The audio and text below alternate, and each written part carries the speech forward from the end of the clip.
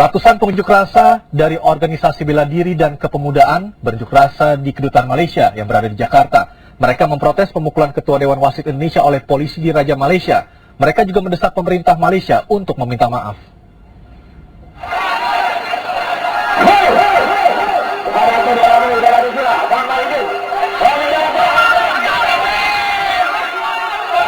Saling dorong terjadi antara polisi dan ratusan pengunjuk rasa dari organisasi bela diri dan kepemudaan. Para pengunjuk rasa memaksa masuk ke Kedutaan Malaysia, namun dihadang polisi.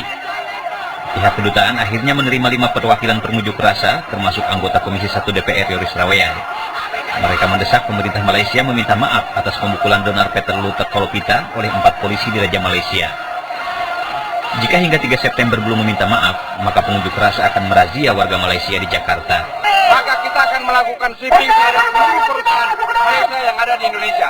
Kita akan lakukan hal yang sama seperti mereka perlakukan terhadap orang Indonesia. Di Surabaya, Jawa Timur, ratusan pemuda mendatangi kantor DPRD setempat. Mereka mendesak pemerintah Indonesia untuk mengusir diplomat Malaysia. Mereka juga mendatangi hotel tempat atlet bulu tangkis Malaysia menginap.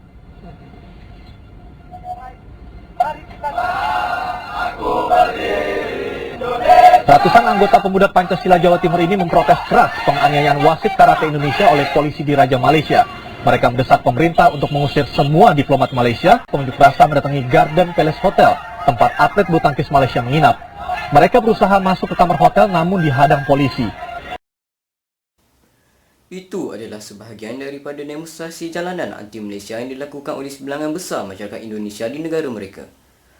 Kedutaan Malaysia di Jakarta seringkali menjadi saksi bahawa slogan Ganyang Malaysia atau Hancurkan Malaysia yang diperkenalkan oleh Presiden Soekarno pada tahun 1963 masih lagi dilaungkan oleh sebilangan besar warga Indonesia, sedangkan konfrontasi Indonesia terhadap Malaysia telah ditamatkan pada Ogos 1966.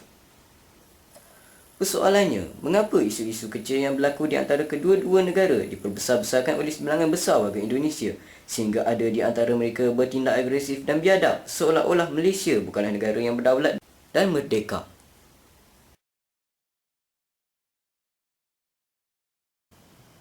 Jika dilihat di Malaysia, demonstrasi jalanan anti-Indonesia tidak pernah dilakukan sama sekali oleh warga Malaysia meskipun negara menghadapi masalah seperti peningkatan wabak penyakit dan kegiatan jenayah berpunca daripada kemasukan warga asing yang kebanyakannya berasal dari Indonesia. Malah, fenomena pengangguran di Malaysia juga adalah disebabkan daripada pengambilan berlebihan pekerja asing, terutama dari Indonesia.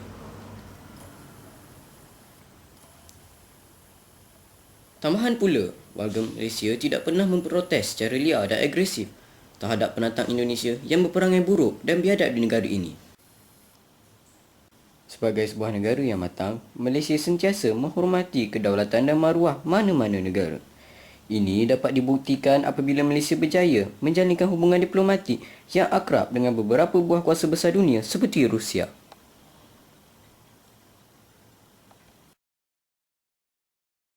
Bangsa kita jauh lebih baik dari Malaysia. Bangsa kita jauh lebih besar dari Malaysia.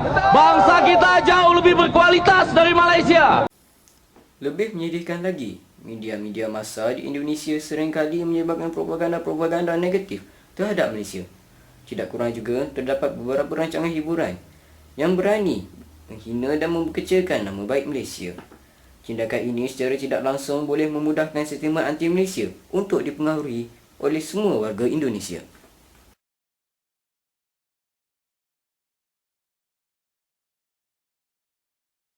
Jadi dalam buku disebutkan bahwa sudah menjadi suratan takdir bahwa negeri jiran Semenanjung itu akan terus membawa masalah.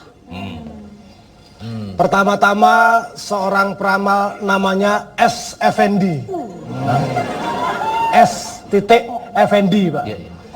Telah mengatakan melalui sebuah lagu Semalam di Malaysia.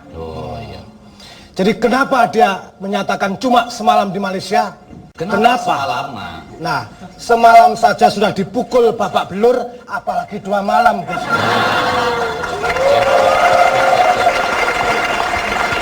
Khusus buat Perdana Menteri Malaysia, Badawi.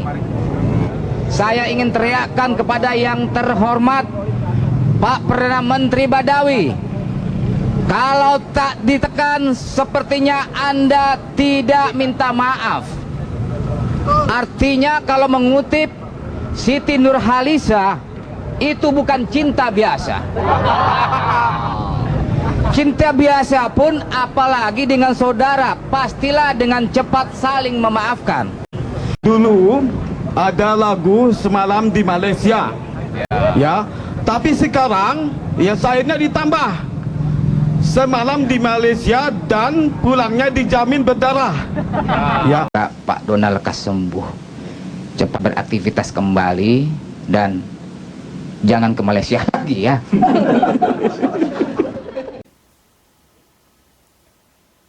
Berbeza pula keadaannya di Malaysia. Artis-artis dan drama dari Indonesia ditayangkan secara meluas dan diterima baik oleh warga Malaysia. Di mata masyarakat Malaysia, industri hiburan dari Indonesia dilihat jauh lebih hebat dan lebih diutamakan berbanding industri hiburan tempatan. Walhal di mata masyarakat Indonesia, Malaysia digambarkan sebagai musuh utama mereka.